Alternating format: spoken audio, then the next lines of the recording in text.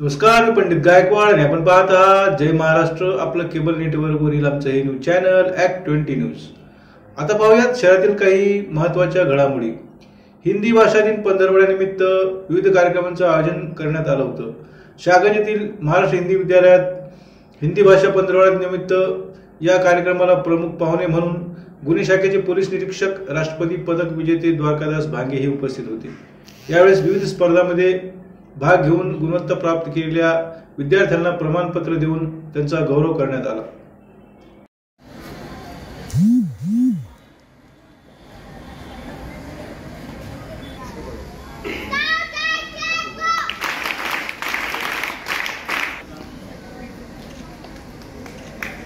पुरस्कृत प्राप्त छात्र के साथ उनके अभिभावक का भी स्वागत होने जा रहा है।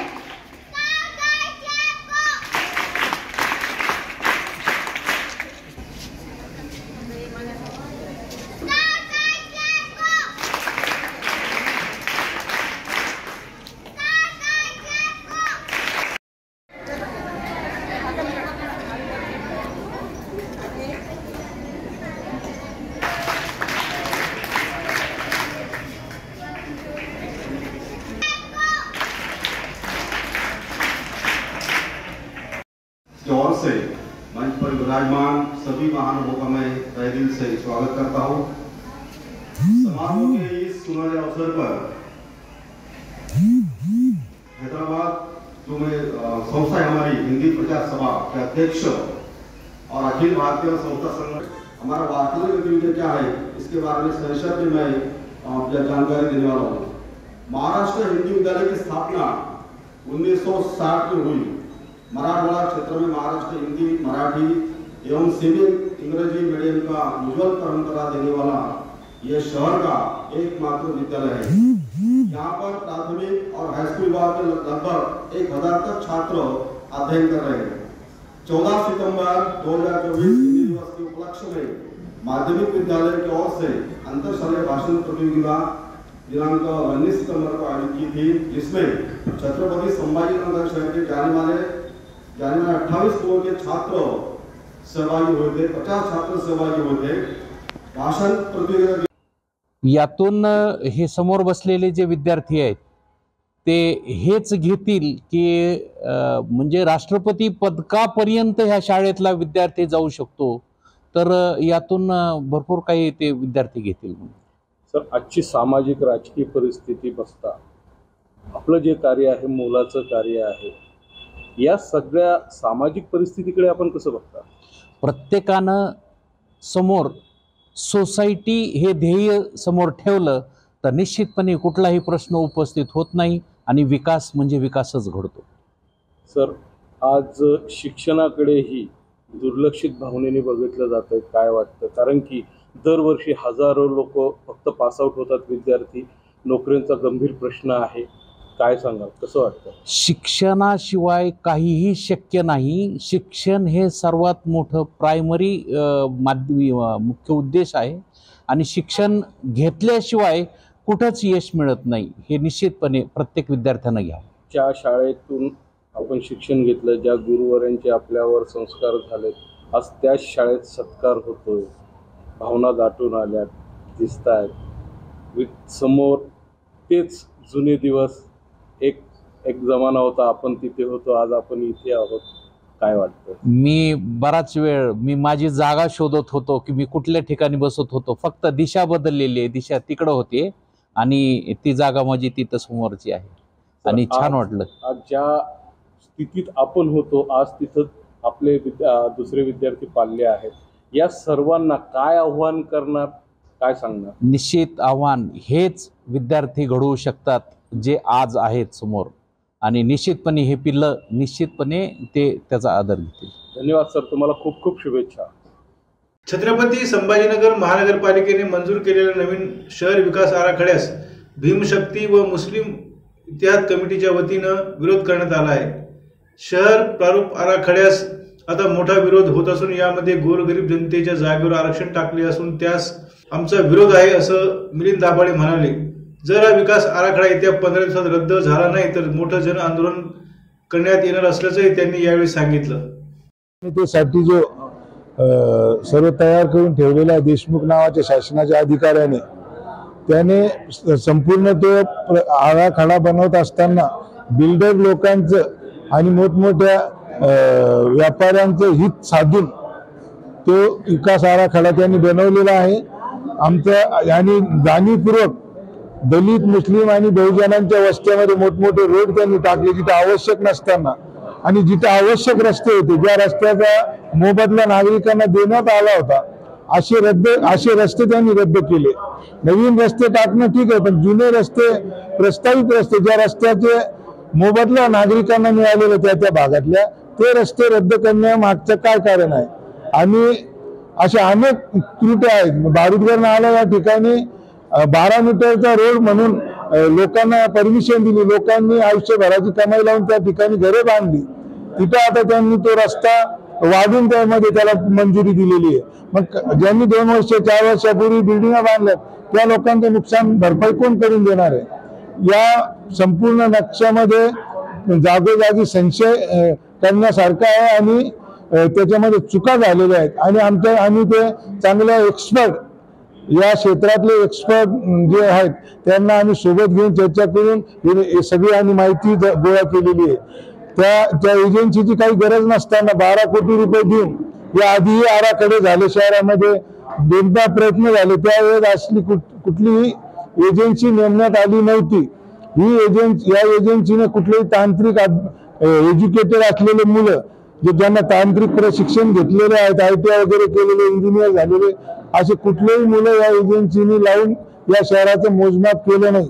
उलट केलंच नाही, फक्त त्यांनी देखावा केला आणि कोट्यावधीचा निधी महापालिकेकडून जो तुमच्या आमच्या टॅक्समधून तो पैसा येतो त्या पैशातून त्याला 7 कोटी रुपयाचा पेमेंट केलेला आहे.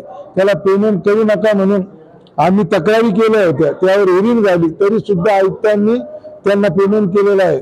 महानगरपालिकेची बॉडी अस्तित्वात नसल्यामुळे प्रशासक स्वतःला महापालिकेचे मालिक समजत आहेत. त्यांना माहित नाही हे शहर हे चळवळीचं केंद्र आहे, औरंगाबाद शहर हे चळवळीचं केंद्र आहे आणि त्यांना आम्ही आता चळवळीच्या माध्यमातूनच उत्तर देणार आहोत. आम्ही कायदेशीर सगळे प्रयत्न केले त्यांच्याशी हे करायचे हा प्रश्न सोडवण्यासाठी आम्ही याच्यावर पुनर्विचार व्हावा म्हणून, परंतु ते कायद्यालाही जुमानत नाही आणि प्रशासक असल्यामुळे असं वाटतं त्यांना हम करे तो कायदा. हा जो रस्ता प्रस्तावित आहे यामध्ये 700 ते 800 गोरगरीब लोकांचे घरं जात आहे, याकडे आपण कसं बघतो. नाही, आता जे त्यांनी तिथे जे घरं बाधित होणार होते ना ते जे आज पेपरला आले होते त्यांना आता आमचे सारखे निवेदन देण्यात आले, शिष्टमंडळ भेटत आहेत, त्यामुळे त्यांनी थोडस त्याच्यामध्ये चेंज केलेलं आहे. आणि समतेचे आरक्षण उठवले. भविष्यामध्ये लोक कुठे जातील का ज्याच्या घरी डेथ झाली त्याने आपल्या घरातच अंत्यविधी करायची, असं काही आयुक्त काही नवीन काही पायंडा या शहरामध्ये पाडणार आहेत का, असं आमचा त्यांना प्रश्न आहे.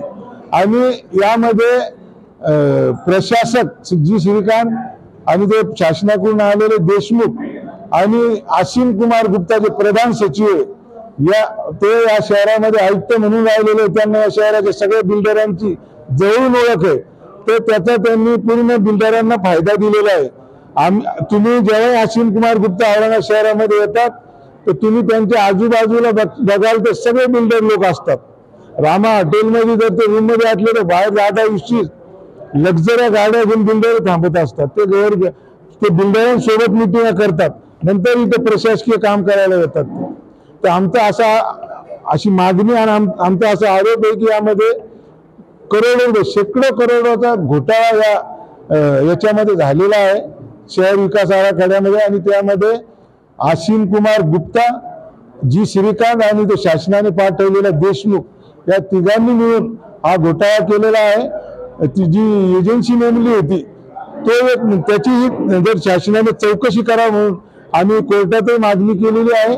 आणि आता जनतेला घेऊन आंदोलनाच्या माध्यमातून आम्ही ती मागणी करणार आहोत. उपमुख्यमंत्री आणि अपघातग्रस्त उपचारासाठी घाटीमध्ये 50 खाटांचे ट्रॉमा सेंटर मंजूर केल्याबद्दल अधिष्ठाता डॉक्टर शिवाजी सुकरे यांचा Republican Party of India Sachin Kharat गटाच्या वतीने सत्कार करण्यात आला. यावेळी मनीष नरोडे, समाजसेवक पवन पाखरे आदींची उपस्थिती होती. रुग्णालयात गेल्यानंतर पैसे संपलेले असतात, पेशंटची तब्येत खराब होती आणि मग अशा वेळेस खाजगी रुग्णालय घाटी रुग्णालयात घेऊन जा म्हणतात आणि त्यामुळं अशा अनेक रुग्णांना याची गरज आहे. त्यामुळं केंद्र सरकारनं आपल्याला 25 कोटी रुपये मंजूर केलेले आहेत आणि त्यामधून आपण एक 50 खाटाचं ट्रॉमा केअर सेंटर सध्या जो 3 नंबरचा वार्ड आहे तर त्या ठिकाणी ते सुरू करणार आहोत. त्याचं लवकरच डिसेंबरपासून बांधकाम सुरू होईल आणि साधारणतः 18 महिन्यात ते काम पूर्ण होऊन त्या ठिकाणी सुसज्ज असं एकाच छताखाली सगळे डॉक्टर, भूल देणारे surgeon, neuro surgeon, orthopaedic surgeon हे सर्व उपलब्ध असतील आणि त्याच्यामुळं मराठवाड्यात गोरगरीब लोकांना त्याचा हे गोरगरिबाचं रुग्णालय आहे. इथं येणाऱ्या गोरगरीब रुग्णाला चांगल्या ट्रीटमेंट मिळाली पाहिजे आणि मोफत गोळ्या औषधे मिळाले पाहिजे. आणि आपल्याला माहिती आहे की मी चिठ्ठीमुक्त घाटी एप्रिलपासून जी संकल्पना होती ती राबवली आणि त्यामधून एकच उद्देश आहे की जो अडलेला माणूस आहे, शेवटचा माणूस आहे, समाजातला गरीब माणूस आहे, त्याला चांगले उपचार मिळाले पाहिजे आणि त्या दृष्टिकोनातून आम्ही हे सर्व करत आहोत. त्यामुळं गोरगरीब माणसाला पुढे ठेवून कोणालाही त्रास न देता त्या संस्थेचा विकास झाला पाहिजे. ही महाराष्ट्रामध्ये 1 नंबरची संस्था झाली पाहिजे असा आमचा हेतू आहे आणि मला असं वाटतं की या कामी सर्व आमचे राजकीय जे नेते आहेत, खासदार असतील, मंत्री महोदय, पालकमंत्री महोदय असतील, आमच्या खात्याचे वैद्यकीय शिक्षण मंत्री आहेत, माननीय जिल्हाधिकारी, माननीय विभागीय आयुक्त, पोलीस आयुक्त, महानगरपालिकेचे आयुक्त, जिल्हा परिषदचे सीओ हे सर्वजण आम्हाला मनापासून मदत करतात आणि त्यामधूनच मला असं वाटतं घाटीचा चेहरा मोहरा आपल्याला सगळ्यांच्या मदतीने बदलत आहे. धन्यवाद. आजी आपल्या मागणीला यश आलंय, काय सांगा? छत्रपती संभाजीनगर येथील घाटी रुग्णालयामध्ये अतिरिक्त नवीन ट्रामा केअर सेंटर 50 बेडचं ट्रामा केअर सेंटर उभारण्यासाठी आम्ही 4 महिन्यापूर्वी Republican Party of India Sachin Kharat गटाच्या वतीने अधिष्ठाता साहेब यांना निवेदन देऊन मागणी केली होती की आपण अतिरिक्त नवीन ट्रामा केअर सेंटर घाटीमध्ये उभारावं. त्याचं कारण असं आहे की घाटीमध्ये मराठवाड्यातील गोरगरीब रुग्ण हे उपचाराकरिता येत असतात. त्यात अपघातग्रस्त रुग्णांची संख्या जास्त असते. ट्रामा केअर सेंटरचे कमी पडत असल्यामुळे अनेक रुग्ण हे दगावत असतात. त्यामुळे आम्ही प्रकर्षाने मागणी केली होती की ट्रामा केअर सेंटर आपल्या घाटीमध्ये त्याचं बेडचं प्रमाण हे अधिक असलं पाहिजे आणि अधिष्ठाता शुक्रे साहेबांनी या आमच्या निवेदनाची दखल घेऊन शासनाकडे पाठपुरावा करून 50 बेडला मंजुरी आणलेली आहे आणि डिसेंबर महिन्यामध्ये अतिरिक्त ट्रामा केअर सेंटरचं काम सुरू होत आहे. त्यामुळे आत्ताच आम्ही शुक्रे साहेबांना भेटून अभिनंदन केलेलं आहे की ते घाटी रुग्णालयामध्ये अतिशय चांगल्या पद्धतीने काम करत आहे. त्यामुळे शुक्रे साहेब आल्यापासून घाटीला एक आधार मिळालेला आहे आणि अनेक चांगले उपक्रम त्यांनी घाटी रुग्णालयामध्ये राबवलेले आहेत आणि अनेक रुग्णांना त्यांच्यामुळे आधार मिळालेला आहे. त्यामुळे आम्ही त्यांचं आत्ताच पक्षाच्या वतीने स्वागत केलेलं आहे. तसेच आम्ही त्यांच्याकडे अजून एक नवीन मागणी केलेली आहे की घाटीमध्ये जर 95% औषधी साठा उपलब्ध असेल तर पंतप्रधान जन औषधी केंद्र हे घाटीमध्ये उपलब्ध आहे ते तात्काळ बंद झालं पाहिजे, जेणेकरून घाटीमध्ये असलेला औषधा साठा हा रुग्णांपर्यंत पोहोचेल आणि रुग्णांची होणारी जी लूट आहे पंतप्रधान जन औषधी केंद्राच्या माध्यमातून ती कुठेतरी थांबेल आणि लोकल परचेसच्या माध्यमातून सुद्धा रुग्णांची लूट होत आहे आणि शासनाची सुद्धा फसवणूक होत आहे. लोकल परचेस फक्त हे कागदपत्र या ठिकाणी मागवले जातं आणि प्रत्यक्षात मध्ये ते औषधी रुग्णांपर्यंत पोहोचत नाही. त्यांचा कागदपत्र हा व्यवहार सुरू आहे. त्यामुळे गैरप्रकाराला पण आळा बसेल अशी सुद्धा प्रमुख मागणी आम्ही आत्ताच केलेली आहे. धन्यवाद. तुमचं नाव? मी Manish Navade, Republican Party of India, Sachin करातगड, जिल्हाध्यक्ष. परवा शासकीय रुग्णालय घाटी समोरील टपरी दुकानांचे अतिक्रमण मनपाच्या पथकाने हटवले. यावर शिवसेना उद्धव बाळासाहेब ठाकरे पक्षातर्फे मनपा प्रशासक जी श्रीकांत यांची भेट घेऊन डॉक्टर शोएब हासमी व सहकार्याने घेतली. यावेळी त्यांची चर्चा करून पुनर्वसन बाबत निवेदन दिलं.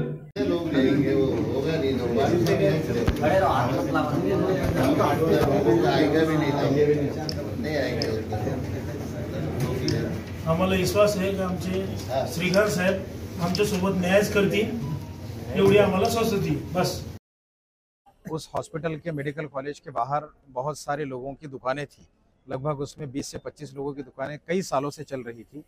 जिसको 2-3 दिन पहले कॉरपोरेशन की तरफ से अतिक्रमण कहकर तोड़ा गया है। उस सिलसिले में हमने वहां जाकर कार्रवाई रोकने की कोशिश की। उस वक्त वहां जो उसके इंचार्ज थे उनसे भी बात की। उसके बाद कमिश्नर साहब से आकर मिला, उनसे बात की। उन्होंने हमको ये आश्वासन दिया कि हमने ये दुकानें तोड़ने के लिए पहले एक इनको इंटीमेशन दिया था, इसलिए अब हम ये कार्रवाई नहीं रोक पाएंगे, लेकिन आप आए हैं इसलिए हम आपको ये कंसीडर करेंगे कि इन लोगों का पुनर्वसन किया जा सकता है, यानी रिहेबिलिटेशन किया जा सकता है।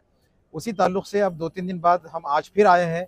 जितने लोग वहाँ पर दुकानें चला रहे थे, जिनके घरों की परेशानियाँ हुई है, उनकी दुकानें टूट गई है, अब उनके खाने पीने के लिए मसाइल है।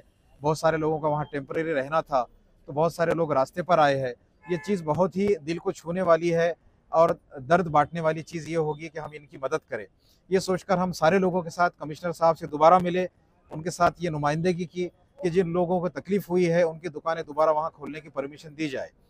म्युनिसिपल कमिश्नर साहब जी श्रीकांत साहब ने ये हमसे वादा किया है सबके सामने कि हम इनको दुकानों को रिहेबिलिटेट यानी पुनर्वसन करने के लिए बहुत जल्द कोशिश करेंगे। मैंने उनसे ये रिक्वेस्ट किया हूँ कि सर इन लोगों के खाने पीने और इसकी सारी परेशानी हो रही है, तो मेहरबानी करके आप विद इन अ वीक, एक हफ्ते के अंदर ये डिसीजन ले लीजिएगा कि इन लोगों की दोबारा ये दुकानें खुल जाए। अगर ये दुकानें खोलते हैं तो कमिश्नर साहब ने हमको ये बताया कि मेडिकल कॉलेज में चूँकि वहाँ पर पेशेंट्स को फ्री ट्रीटमेंट मिलना चाहिए, जिससे मैं भी सहमत हूँ, तो ये बाहर मेडिकल स्टोर्स ना खोलते हुए दूसरे व्यवसाय शुरू करें। जैसे वहाँ पर खाने की दुकान हो सकती है, सामान की होगी, कपड़े की होगी, चप्पल जूते की होगी, वहाँ पर जैसे ब्रेड मिलेगा, कुछ ऐसी चीज़ें रहेगी जो हेल्दी है। लेकिन वहाँ पर सिगरेट, तंबाकू, गुटखा और मेडिकल स्टोर, इन चीज़ों की परमिशन नहीं दी जाएगी, जिसको मेरा भी समर्थन रहेगा। इसके आगे के एक स्टेप हमारी ये रहेगी कि मेडिकल स्टोर के प्रीमाइसेस में एक गवर्नमेंट का मेडिकल स्टोर है, जहाँ से गरीब मरीजों को दवाइयाँ खरीदना पड़ती है। मैं बिल्कुल उसके खिलाफ हूँ। गवर्नमेंट अगर ये मेडिकल कॉलेज चला रही है और हॉस्पिटल चला रही है तो वो मेडिकल स्टोर बंद करना होगा। और आने वाले हर पेशेंट को, चूँकि वहाँ आने वाला पेशेंट आमतौर पर गरीब ही होता है, कोई अमीर जो पैसे दे सकता है वो गवर्नमेंट मेडिकल कॉलेज में नहीं आता है, तो उसको सारी दवाइयाँ 100% सारी फैसिलिटीज़ मुफ्त मिलना चाहिए। अगर ऐसा नहीं होता है तो एक हफ्ते के बाद हम उस पर एक कड़ा आंदोलन शुरू करेंगे, और उसके लिए मुझे लगता है कि हमारे सब ये लोगों के साथ साथ बाकी लोग भी उसमें शामिल होंगे। और हमारी ये पूरी इच्छा रहेगी कि हर गरीब को, हर मरीज़ को पूरी सुविधा गवर्नमेंट से फ्री मिले। और हमारे साथ ये जितने लोग खड़े हैं, जिन लोगों की दुकानें टूटी है, इनको पुनर्वसन होने तक हम ये फॉलोअप लेते रहेंगे। आज महानगर पालिका आयुक्त साहब औरंगाबाद शहर, यहाँ पे एक जो औरंगाबाद घाटी हॉस्पिटल है, वहाँ पे पिछले 50 सालों से, 20 साल से, 25 साल से कुछ दिव्यांग परिवार है। 20 से 25 दिव्यांग परिवारों को उदर निर्वाह करने के लिए शासन निर्णय अनुसार उनको वहाँ पे दुकानें दी गई थी, और अभी एक 4 दिन पहले उनकी दुकानें बिना नोटिस दिए उनके माल के साथ में वो तोड़ दी गई है। इसी के सिलसिले में आज हमारे दोस्त डॉक्टर शोएब हाशमी साहब और हमारे साथ में पूरे जो दिव्यांग परिवार है जिनके वहाँ पे दुकानें थी, हमने यहाँ पे महानगर पालिका आयुक्त जी श्रीकांत साहब से मुलाकात की है और उनसे विनंती की है कि जल्द से जल्द इनका पुनर्वसन किया जाए, ताकि इनका जो परिवार है, आज 20 से 25 दुकान बोले तो कम से कम एक दुकान के ऊपर 10 लोगों का परिवार चलता है, ऐसे 500 लोग वहाँ पे पेट भर रहे थे। इनको जल्द से जल्द राहत मिलनी चाहिए। इसके वास्ते आज पूरे शिष्टमंडल के साथ में डॉक्टर शोएब हाशमी साहब, मैं शेख कयूम अहमद, हमने यहाँ पे डॉक्टर जी श्रीकांत साहब से मुलाकात की है और उन्होंने कुछ नॉर्म्स ठहराने के बाद में इनको दुकानें हम अलाउड करेंगे, एक धोरणा बनाएंगे। वो धोरणा के तहत इनको दुकान जल्द से जल्द देने का ऐसा आश्वासन हमारे को आयुक्त साहब ने दिया है। और हमारे डॉक्टर हाशमी साहब, उनका भी इस दिव्यांग परिवारों की तरफ से हम तहे दिल से शुक्रिया अदा करते हैं कि उन्होंने अपना कीमती वक्त 2 से 3 बार वो घटना स्थल पे भी आए और यहाँ महानगर पालिका आयुक्त साहब से भी उन्होंने मुलाकात की है। और इस अंबादास दानवे साहब का भी इसमें योगदान रहा है। इस मुहिम में डॉक्टर साहब, डॉक्टर शोएब हाशमी साहब ये पूरी ताकत से इन दिव्यांगों के साथ खड़े हैं और जल्द से जल्द इंशाल्लाह आने वाले 15 दिन के अंदर इनको जल्द से जल्द यहाँ पे इनका उधर निर्वाह शुरू करेंगे। और जो अंदर एक मेडिकल है, जो जिस तरीके से गवर्नमेंट बता रही है कि हमने यहाँ से, वहाँ के जो डीन है शिवाजी शुक्रे साहब, उन्होंने बता रहे कि मैंने यहाँ पे चिट्ठी मुक्त किया है और ये चिट्ठी मुक्त करके उन्होंने पूरे महाराष्ट्र में मैसेज दिया है कि मेरा हॉस्पिटल चिट्ठी मुक्त है। मगर ऐसा नहीं, अंदर जो एक मेडिकल स्टोर है जो गवर्नमेंट के अंडरटेकिंग में और कैंपस में चल रहा है, वहाँ का काउंटर आज 10 लाख रुपए रोज का हो रहा है। तो इसका मतलब चिट्ठी मुक्त नहीं हुआ है। 10 लाख रुपए की मेडिसिन गोर गरीब लोगों की जेब से वहाँ से खरीदी जा रही है। इसका भी हम निषेध करते हैं। जल्द से जल्द ये मेडिकल भी बंद होना चाहिए। अगर ये मेडिकल बंद नहीं होता है तो चाहे वो लोग सरकार में रहो या विरोध में रहो, इसका हम निषेध करेंगे और ये मेडिकल जल्द से जल्द उनको बंद करना पड़ेगा। खुलताबाद तालुक्यातील विविध प्रश्नांसंदर्भात सुनील घुसळे यांनी विभागीय आयुक्तालयासमोर आमरण उपोषण सुरू केलं आहे। संभाजीनगरच्या विभागीय आयुक्त कार्यालयासमोर आणि आपल्यासोबत काही उपोषणकर्ते बसलेले आहेत, जे विश्वरत्न डॉक्टर बाबासाहेब आंबेडकरांनी दिलेले महार आडुळे यांनी काही उच्चवर्णीय लोकांनी समाजावर झालेले अन्याय अत्याचार आज सुद्धा थांबत नाही आहे। जाणून घेऊया त्यांच्याकडून प्रतिक्रिया। मी सुनील तुकाराम घुसळे, सुलीवंजन येथील उपसरपंच आहे। महार आडुळा वेरोळमध्ये जे इथं महार आडुळा होता, पण काही भूमाफियांनी जे इथं त्या जमिनीला सरकार असून सनी त्या जमिनीला त्यानं वर्ग एक केला, मालकी करून सनी खरेदी विक्री केले आणि ती जमीन पार्किंग झोन आहे। पार्किंग झोन म्हणजे त्यामध्ये खरेदी विक्री होत नाही। दुसरी गोष्ट तिथे बांधकाम होत नाही आणि बांधकाम पाडण्यासाठी आम्ही आज कमिशनर ऑफिस कार्यालयासमोर बसलेलो आहे आणि हे तात्काळ पाडण्यात यावं म्हणून आम्ही आमचं आमरण उपोषण आज सुरू केलेलं आहे। तुम्ही तहसीलदाराशी या संदर्भात काही चर्चा केली? यापुढे आम्ही खुलताबाद तहसीलदारासमोर उपोषण केलं होतं। त्याने पत्र दिलं का सदरील हे आमच्याकडे येत नाही, कारण की सदरील जमीन ही प्राधिकरणामध्ये आहे आणि याच्यामध्ये तुम्हाला कमिशन ऑफिस याच्यामध्ये नेमणूक एक तहसीलदार केलेले प्रादेशिक महानगर म्हणून आणि त्यांच्याकडे तुम्ही न्याय मागावा अशी त्याने पत्र दिले। त्या अनुषंगाने आम्ही यांना लेखी 2 बार पत्र दिले, त्याच्यानुसार आमच्यावर कारवाई नाही केली, त्यामुळे आज उपोषणाला बसलेलो आहे। पहिल्या तहसीलदारांना पत्र दिलं होतं अतिक्रमण काढू म्हणून पहिले पत्र दिलं त्याने अतिक्रमण काढू म्हणून, पण त्याने काढलं नाही, त्याच्यामुळे यांच्याकडे बसलो सर आज। बरं, आजचं तुमचं उपोषण कितवा दिवस आहे? आजचा 5वा दिवस सर आमचा। न्याय भेटत जोपर्यंत न्याय मिळत नाही तोपर्यंत आमचं उपोषण चालू राहील। चालेल, धन्यवाद। सुनील तुकाराम घुसळे। महानगरपालिकेच्या वतीने मजनू हिल स्वामी विवेकानंद उद्यान येथे ट्रेन सुरू करण्यात आली आहे। या रेल्वेगाडीत लहानांबरोबरच मोठेही मनसोक्त आनंद घेत आहेत। पाहूया एक रिपोर्ट।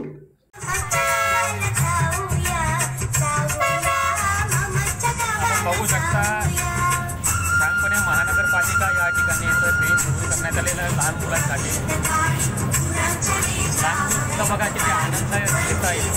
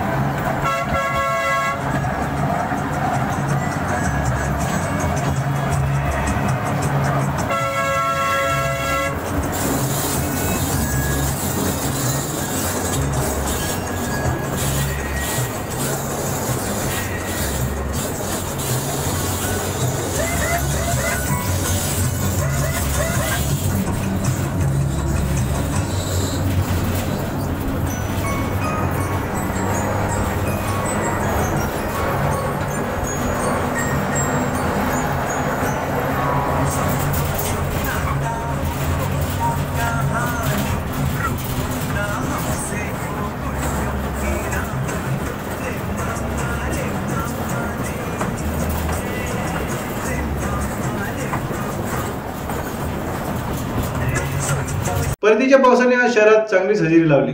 मागील 10-12 दिवसापासून पावसाने उघडीप दिल्यामुळे शेतीच्या कामांना वेग आला होता। मात्र त्याचबरोबरच शहरातील वातावरणात कमालीची उष्णता व गरमी वाढली होती, त्यामुळे शहरात काही भागात अघोषित लोड शेडिंग सुरू झालं होतं। शेतकऱ्यांनी या पावसाची गरज होती। या परतीच्या पावसाने बळीराजाही आता सुकावला असून शेत पिकाला या पावसामुळे फायदा होणार आहे।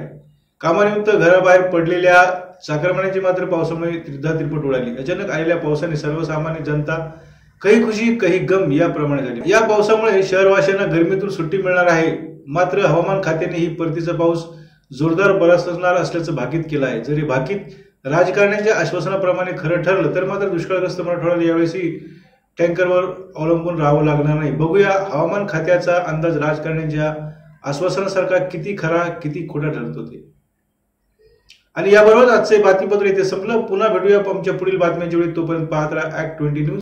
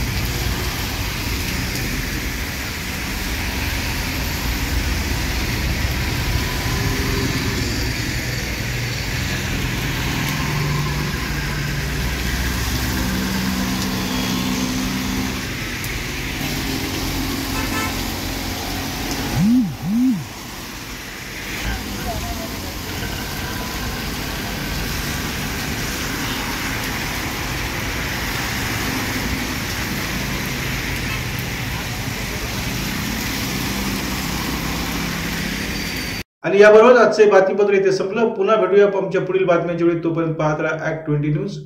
नमस्कार।